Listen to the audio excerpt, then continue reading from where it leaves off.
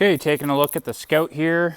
There's been a light repair done on the rear quarter panel.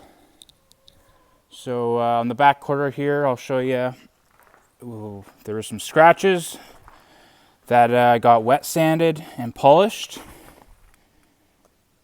The scratches are gone. It looks good from up close and from a few feet away.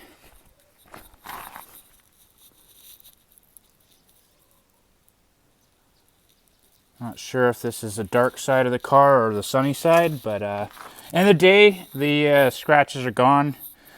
You could call this an easy fix rather than having to repaint the whole box side and reapplying a new decal and paint protection, as we have paint protection on the bottom half.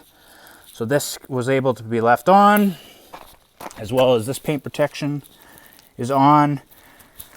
The quarter panel has been clay barred to get rid of any loose debris, and then wet sanded, 2000 grit, 2500, polished, cut polished.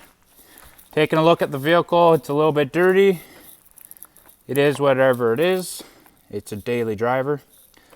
Noticing here though, I went to check the oil and the dipstick comes right out of the motor. So that's interesting. Gonna have to throw a bolt that attaches to the head so that stays in place.